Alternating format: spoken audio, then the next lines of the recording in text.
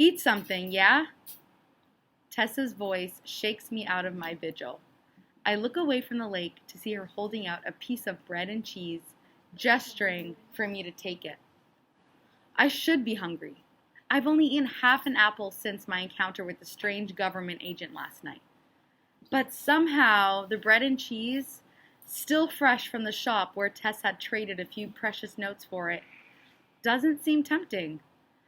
I take it anyway. Far be it from me to waste perfectly good food, especially when we should be saving everything we have for plague meds. Tess and I are sitting in the sand underneath a pier at the part of the lake that crosses into our sector. We keep ourselves pressed as closely against the side of the bank as we can, so idle soldiers and drunk workers above can't see us past all the grass and rocks. We blend into the shadows. From where we sit, we can taste the salt in the air and see the lights of downtown Los Angeles reflected on the water.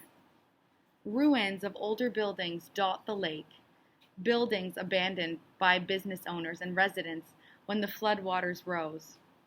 Giant water wheels and turbines churn along the water's edge behind veils of smoke. This is probably my favorite view from our shabby, beautiful Little Lake sector. I take that back. It's my favorite and least favorite view. Because while the electric lights of downtown make for some nice sightseeing, I can also see the trial stadium looming off in the east. The trial, remember, is where they have their, that big exam. You still have time, Tess says to me. She scoots close enough for me to feel her bare arm against mine. Her hair smells like bread and cinnamon from the shop. Probably a month or more. We'll find plague medicine before then, I'm sure of it. For a girl with no family and no home, Tess is surprisingly optimistic. I try to smile for her sake. Maybe, I say, maybe the hospital will let down its guard after a couple weeks. But in my heart, I know better. Earlier in the day, I risked a peek at my mother's house. The strange X still marked the door. My mother and John seemed okay, at least strong enough to stand and walk around. But this time Eden was lying in bed with a cloth on his forehead. Even from a distance, I could tell that he'd already lost some weight. His skin looked wan, and his voice sounded weak and hoarse.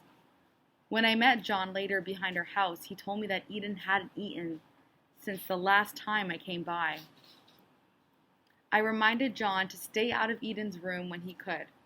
Who knows how this cracked plague is spreading? John warned me not to pull any more stunts in case I get killed myself. I had to laugh at that. John wouldn't ever say it to my face, but I know that I'm Eden's only chance. The plague might end Eden's life before he even gets to take the trial. Maybe it's a blessing in disguise. Eden would never have to stand outside her door on his 10th birthday, waiting for a bus to take him to the trial stadium. He'd never have to follow dozens of other children up the stadium stairs and into the inner circles or run laps while trial admins study his breathing and posture or answer pages and pages of stupid multiple choice questions or survive an interview in front of a half circle of impatient officials. He'd never have to wait in on one of several groups afterward, unsure which groups would return home and which groups would be sent off to the so-called labor camps. I don't know. If worse came to worse, maybe the plague would be a more merciful way to go. Eden always gets sick, you know, I say after a while. I take a large bite out of the bread and cheese. He almost died once when he was a baby. He caught some kind of pox and had fevers and rashes and cried nonstop for a week. The soldiers came close to marking our door, but it obviously wasn't the plague, and no one else seemed to have it. I shake my head. John and I never got sick. Tess doesn't smile this time. Poor Eden. After a pause, she continues. I was pretty sick when you first met me. Remember how grimy I looked? Suddenly, I feel guilty for talking about my problems so much over the last few days. At least I have a family to worry about. I put an arm around her shoulder. Yeah, you looked pretty awful. Tess laughs, but her eyes stay focused on the downtown lights. She leans her head on my shoulder. It's the way she's leaned against me since the very first week I knew her, when I'd spotted her in an alley in Nima sector. I still don't know what made me stop and talk to her that afternoon.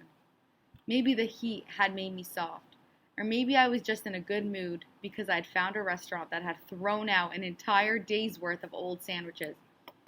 Hey, I called out to her. 2 more heads popped up out of the garbage bin. I flinched in surprise. 2 of them, an older woman and a teenage boy, immediately scrambled out of the mess and ran down the alley. The third, a girl who couldn't have been more than 10 years old, stayed where she was, trembling when she saw me. She was skinny as a rail with a tattered shirt and trousers. Her hair was short and blunt, cut off abruptly right below her chin, and red in the sunlight. I waited for a moment, not wanting to scare her like I had the others. Hey, I said again. Mind if I join you? She stared back at me without a word. I could barely make out her face because of all the soot on it. When she didn't reply, I shrugged and started walking towards her. Maybe I could salvage something useful from the bin. The instant I got within 10 feet of the girl, she let out a strangled cry and darted away. She ran so fast that she tripped, falling onto the asphalt on her hands and knees. I limped over to her. My old knee injury was worse back then, and I can remember stumbling in my rush. Hey, I said, are you all right? She jerked away and held up her scratched hands to shield her face. Please, she said. Please, please. Please what? Then I sighed, embarrassed by my irritation. Already I could see tears welling up in her eyes. Stop crying. I'm not going to hurt you. I knelt down beside her. At first, she whimpered and started to crawl away. But when I didn't move, she paused to stare at me. Both of her knees had the skin ripped right off of them, and the flesh underneath was scarlet and raw. You live close by? I asked her. She nodded. Then, as if she had remembered something, she shook her head. No, she said. Can I help you get home? I don't have a home. You don't? Where are your parents? She shook her head again. I sighed and dropped my canvas bag to the ground, then held out a hand to her.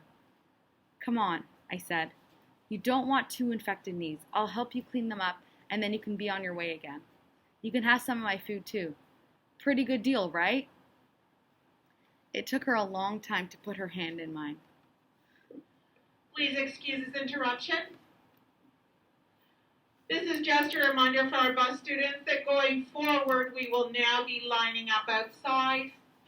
Again, please make your way to your locker.